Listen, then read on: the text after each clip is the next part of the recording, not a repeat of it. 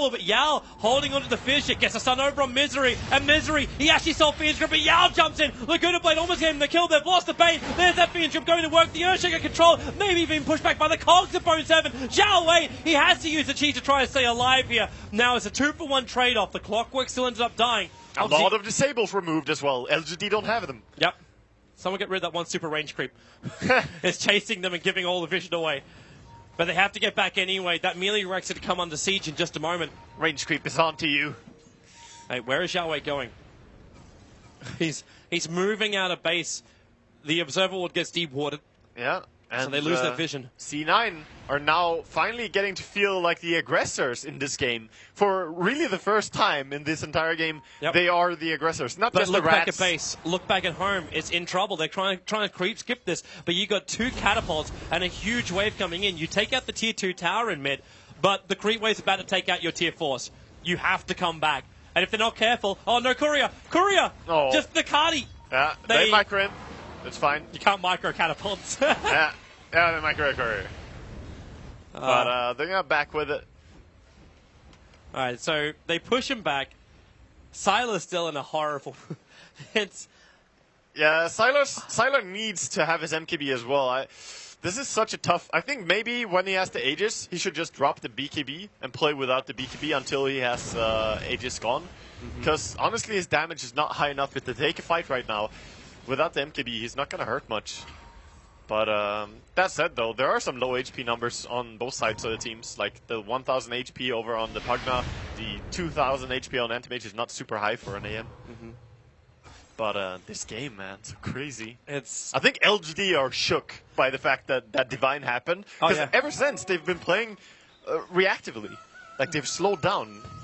They're not the ones calling the shots anymore. I think they realize, too, the ability for trade-off against Cloud9. They're giving respect to C9. C9 have been in this position many, many times. That's what happened. Envy buys that Divine. He's the alpha male now.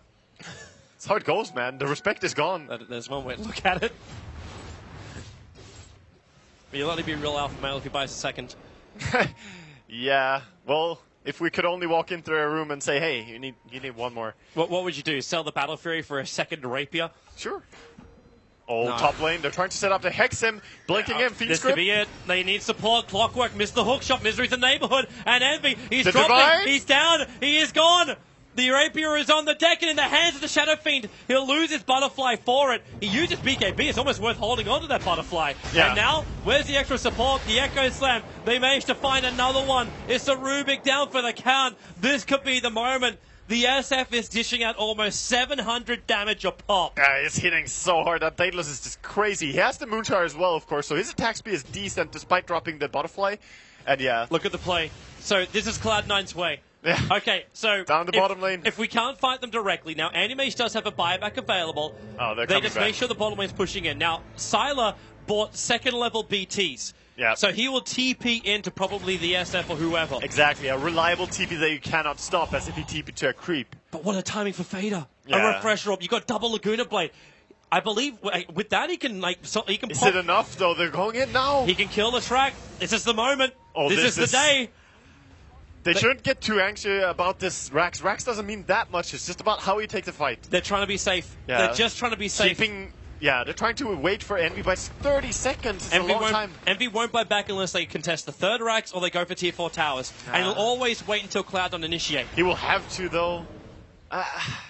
They're going to mega creep them if he doesn't buy back. But they're going to go now. They're looking for it. Here they come. Misery jumps in, picks up maybe Fade with the BKB. Laguna Blade 1, Laguna Blade 2. Maybe dropping low. They want the Rapier back. Eternal Envy getting stunned. Oh, he's down. No. He's down. That could be GG. They've lost everything. It's 4, almost 5, and GG. LGD will 2-0 Cloud9 in a very intense game too. Has to be one of the most emotional losses. The dream was so real. They could touch it, Toby. They could taste it.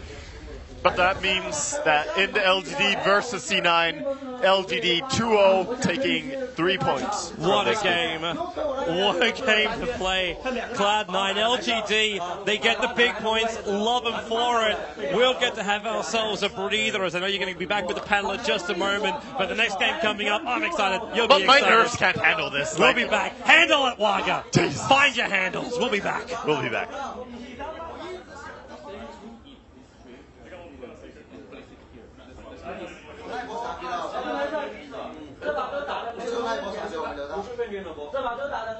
What a way to start day one. Of course, well, I mean, 2 Cloud9 games, right? I mean, definitely 2-hour-long Cloud9 game. 2-hour-long Cloud9 game. That is very little. Not surprised. Yeah, not surprising. I mean, kind of putting all C9 fans' hearts on the line there. Everyone almost having a heart attack. But at the end of the day, LGD do carry through. I mean, sure, MV going with the rapier, but losing it at the end. That wasn't necessarily, of course, spelling the end of it, but it did kind of secure things for LGD going forward. And we'll just have some quick thoughts because we had 2-hour-long games. We do have a lot of other matches to get through. But is there anything special you want to note other than, I mean, you know, that's kind of what we expect. I'm super impressed with how long this game went on. Yeah. From Cloud9's perspective, I think when I saw the draft and how hard they counterpicked the Lesh and for it to just be a support afterwards, I thought this was going to be a pretty short game, especially when LGD got really far ahead early on. And Cloud9 just played incredibly, and I love the choice from Envy to go for the rapier. Of course, it's a fan favorite item, but in the situation, I think it was the right read on the game. Like, he had to do something extremely drastic, and to have the confidence to do something like that in a game like this I think is a really good sign. Yeah, and that move is what kept the game going quite a bit longer. And so, yeah, you're right. I mean, looking at the early part of the game, the fact that this game went over 60 minutes is pretty darn impressive. On the side of Cloud9. But unfortunately, the bottom line result is that LGD do take the 2-0, so they'll get 3 points. We do have some updates from the other matches. Of course, we do have Complexity getting the 2-0 against MVP Phoenix, and Fnatic and Secret splitting 1-1, so they only get 1 point each. Oh, yeah. Yeah, that's... That second game, though. Yeah. Fnatic Secret. We obviously didn't get to see it because this game went so long, so we didn't... I don't even know if we have many highlights for that game. That game was an absolute but, I mean, we do have many more matches to get through, but of course you can catch the VODs if you haven't seen it, so that's something to look forward to. I've heard it was pretty crazy. We caught some glimpses of it. You guys were watching on that side. I'm pretty sure Winter would like to talk briefly about the game because he knows why the game was so one-sided, because he knows Fnatic very well. Mainly, I feel what happened and went wrong for Secret is whenever you play against Mushi's team in general, they tend to have this tendency whenever they beat a much stronger opponent, they trash you in all the 3 lanes. All the players are really good in the lanes, and what happened was, I think they did a Bloodseeker off lane. Yeah. I didn't really see the laning phase, but he has as much net worth as the safe laner. After 10-15 minutes, there were 3 on par on the net worth. So that is a classic Mushi type of team game. They win all their lanes and they trash you. Yeah, that is pretty much exactly what happened. Secret wasn't able to come back from that game too, so they do tie it 1-1. So that's our first set of matches. But we are just going to move straight in because we have 5 sets of matches going onward on 3 different streams.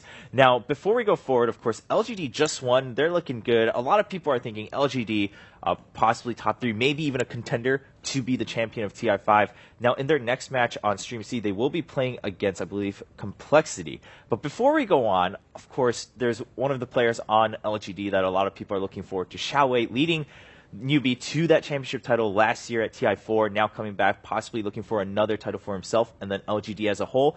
Let's look at Xiaowei's story before we jump into the second set of matches.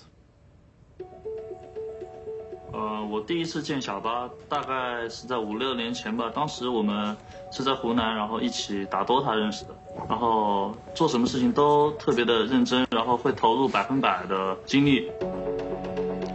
行业的压力、竞争，然后包括舆论各方面都很大。我觉得不能盲目的来就是做职业选手吧，因为其实职业选手也有他辛苦不为人知的一面，然后他一定要付出自己的努力，还有很大的天赋才能成功的。而那是一支很规范的强队吧，然后每天一起训练，一起生活，一起研究新的录像，其实都是为了比赛想拿到好成绩。我这次回老干爹的原因，主要还是因为以前我们都是队友吧，我跟莎拉跟瑶，然后觉得 TI2 有些可惜，再回来一起努力再打一次 TI。他在完成了一系列的成就，甚至说可以说拿到了这个领域的巅峰以后，然后还选择出来跟我并肩作战，然后那一刻是我很感动的。觉得心里特别温暖吧，觉得有了家庭的支持，就希望自己能努力，不会让他们失望，就特别大的动力。然后无话不说，然后干什么都一起，就像一个团队，像一家人一样。我觉得一个队伍的队长最重要的是以身作则。我觉得老聂最强的强项是团队的执行力，因因为小巴是我们的指挥，他说一，我们就不会说二，然后就他的付出我们也是看得到的。小巴是气场蛮强的一个男人，然后作为队长来说的话，队友们都很信服他，然后很靠谱，所以之后在生活中打 Dota 也是蛮令人信服的一个好朋友、好兄弟嘛。T25的话，只想就自己能带这个队伍做到自己该做的了。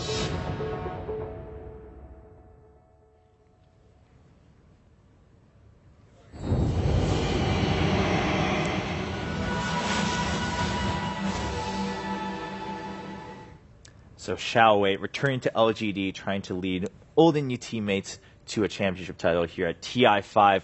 I mean, already 2-0 against C9. They're feeling good, but of course a long way to go. So if you want to catch more LGD games, definitely head over to Stream C. They will be playing against Complexity. But for this stream, we just talked briefly about Fnatic vs Secret, how Secret just got absolutely beaten in Game 2. They tied 1-1, but now they're coming here onto the mainstream to play against IG. Let's have some quick talks before we go into draft of Game 1. Now, the players are pretty much all set up, but let's talk a little bit about IG, right? Because we've talked enough about Secret in generic terms. Like, all right, they've been doing well in the past couple lands they've been at. They've been winning, 4 major lands in the recent months. Coming into TI, they are the favorites. But what about IG? What are we thinking about IG? Where do they stand, Winter? At the moment, I feel sometimes it's like C9, sometimes they don't show up. Like, it's the same for IG. Their draft sometimes seem very uncertain and they have no direction in the draft, but sometimes they are able to pull everything together and get the whole team rolling. I feel the